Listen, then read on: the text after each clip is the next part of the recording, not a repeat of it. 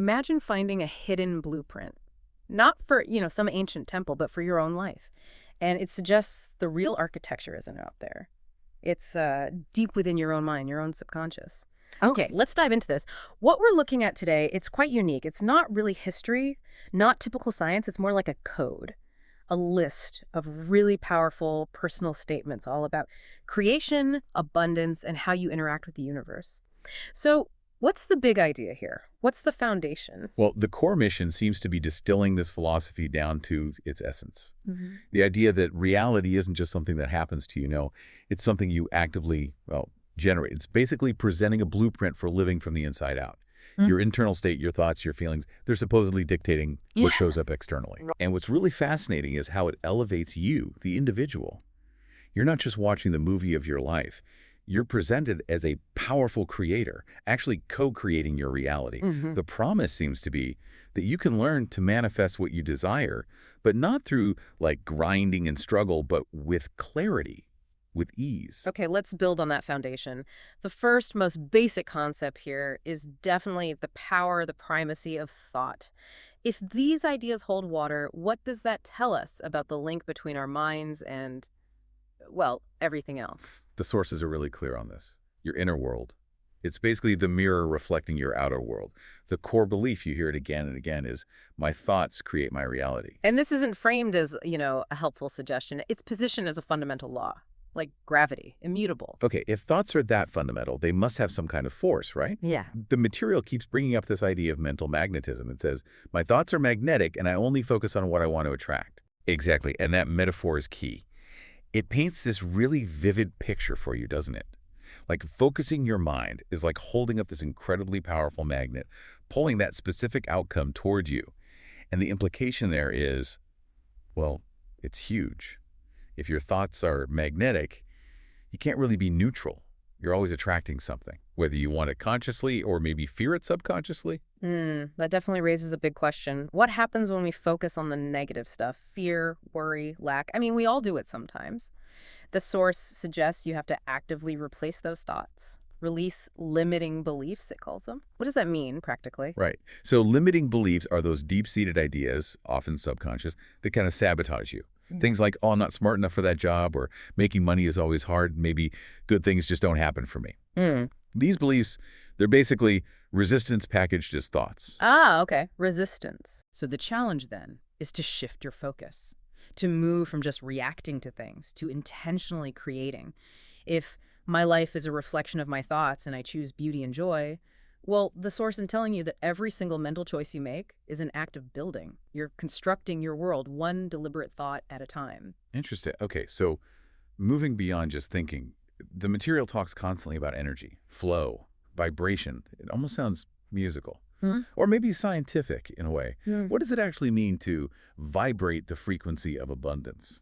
Yeah, this is where that physics metaphor really comes into play. The idea presented is that everything desires outcomes, even emotions, has its own specific frequency. Abundance, joy, love, success. They're all supposedly linked to a high vibration, and the idea is you need to learn how to tune yourself like a musical instrument to resonate with that frequency. So it's not just thinking, I want success. Yeah. You have to actually shift your whole emotional state to feel successful, feel grateful already. Is that like a switch you flip or more of a practice? The sources suggest it's more like a disciplined practice, something that leads eventually to congruence, which brings us straight to energy alignment. Think about the phrase, I am aligned with the energy of love, joy, and prosperity. The argument is that abundance, or anything else you want, is attracted to what you are energetically right now, your current vibe. Huh. Basically, not just what you're wishing for while feeling worried or doubtful. Hmm.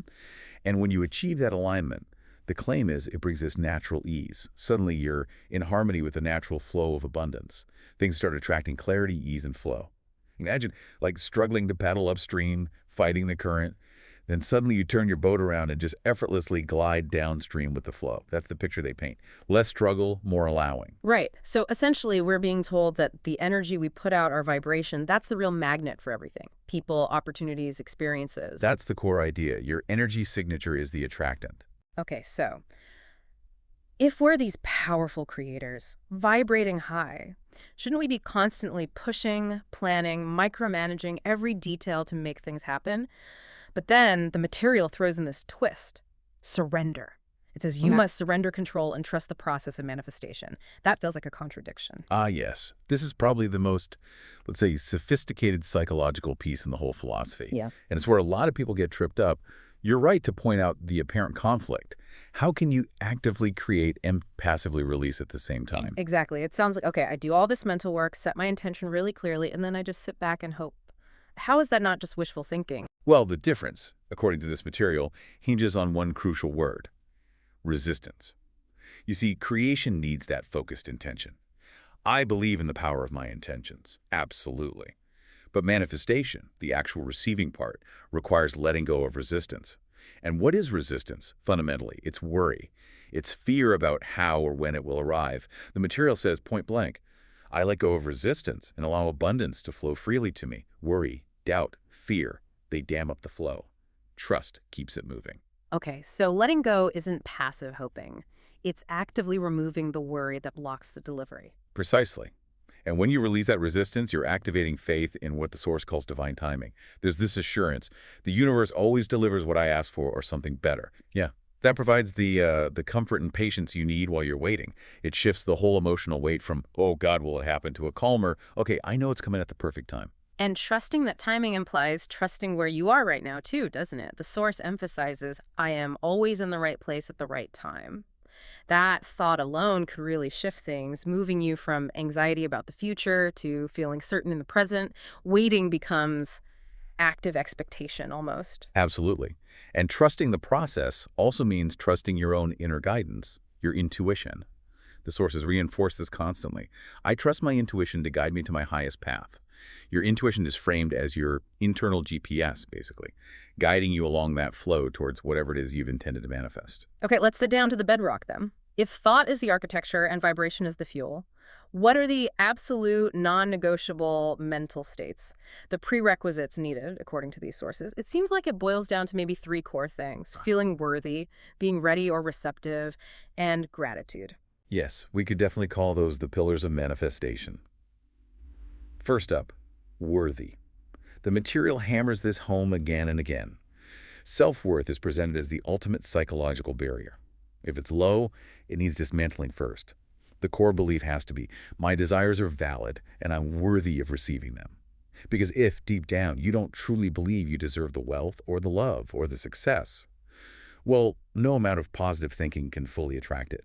Or, crucially, allow you to keep it if it does show up. That makes sense. It's like an internal thermostat setting. Exactly. And the second pillar is receptive. Being receptive, ready to receive. It's apparently not enough just to, place the order with the universe. You have to be ready for the delivery truck to arrive.